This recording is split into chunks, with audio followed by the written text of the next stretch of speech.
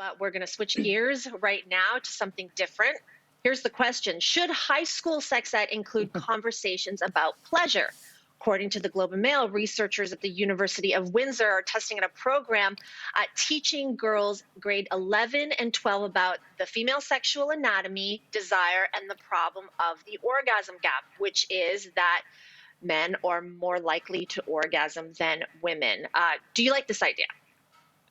I mean, of course, I obviously am going to be a huge proponent of this. I've written about this extensively. It's in my book, and I've also done several speaking engagements about the pleasure gap. And so what that means is that research suggests in straight relationships, for every 4 orgasms a man might have, a woman might have 1. And this is interesting when you think about the fact that when a woman is experiencing solo pleasure, she doesn't have such problems, or in same-sex relationships. So it's not a problem of functionality. It is a problem of connection. And I think a huge part of this is the way we're taught or not taught about our sexuality. We have this kind of sex for reproduction framework. And a lot of times, at least certainly when I was growing up, it was around fear. It was around, don't do this, watch out for this, be careful of this. And it's not to say that that isn't important on some level, but making that the primary focus, I think is problematic. I also think anatomy, you mentioned, Lainey, is a huge problem. Like, I didn't learn in school growing up about the clitoris. And this is the part of the vulva owner's anatomy that is designed for no other reason except for pleasure. It serves no other function. It is a fascinating, I've described it as the Beyonce of our anatomy because it's like hardworking with an air of mystery, and there's a queen of our pleasure.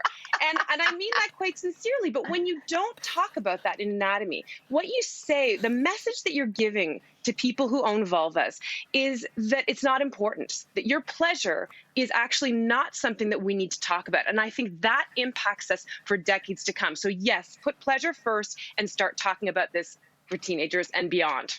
And how about like parents of little ones? I think what you're saying, Cyn, though, is the prerequisite is that parents need to do a deep dive, perhaps literally and figuratively, on ourselves before we feel capable and comfortable of starting to broach these topics with our little ones. And this has been the challenge for me as a mom of a daughter. And we started talking about not only our plumbing and our anatomy, but everything to do with sexual health and pleasure.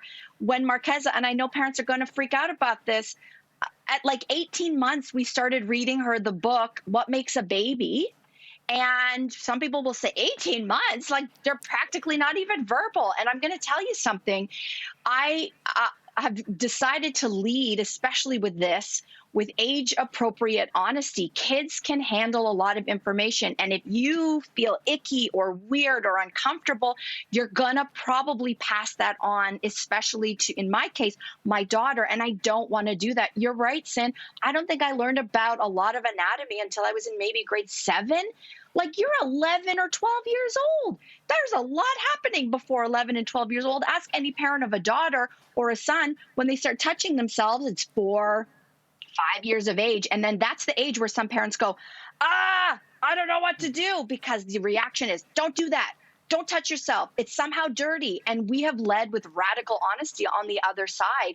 Another great book is Sex is a Funny Word. So there are resources for parents who want to do the right thing, but know it's hard to overcome their own issues. And I say just dive in. Kids can handle it. Yeah, I think, first of all, we need to use the words that are the real words for body parts. For example, let's stop saying vajayjay, it's a vagina. So let's use the word so it gives the actual body part the power.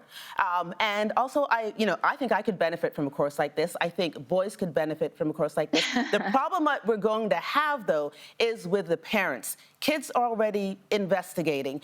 When you look at what happened with sex ed in Ontario, you saw parents protesting on the lawn at Queen's Park. So this is, while it sounds good, it's going to be a tough sell. If you look at the Catholic School Board versus the Public School Board, there are certain things that are taught in the Public School Board that the Catholic School Board is not teaching.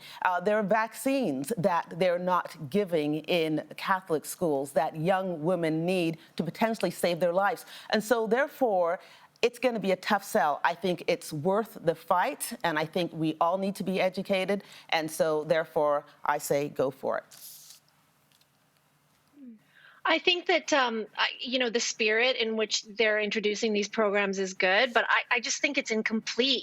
They're aiming this at girls when, as several of you said, it should be aimed at everyone. And my problem with just aiming it at girls is when you're talking about pleasure, how to seek it, how to ask for it, and how to identify when you're not getting it, is you're actually aiming to change behavior for people who are most often victimized instead of making it a behavioral change on the other side for people who abuse it. So I have some concerns about, once again, focusing on taking responsibility on behalf of girls to address an issue that is often not perpetrated by them. And I also worry about a narrow view of pleasure, or how it will be co-opted in a narrow way. If we're focusing on the vulva, then just narrowing in, okay, well, I'll just focus on your vulva and it'll be pleasure on your vulva, as opposed to communication and all that kind of connection that Cynthia I was think talking all that about. they've got incredible consultants on this. I hear what you're saying, Lainey. Totally agree. And I think they do need to be. This is a starting point, and I think the consultants that they've got on this are wonderful. And you're right; it needs to be broadened out. But I think the idea of the first step is an important one, and I don't want to dismiss that.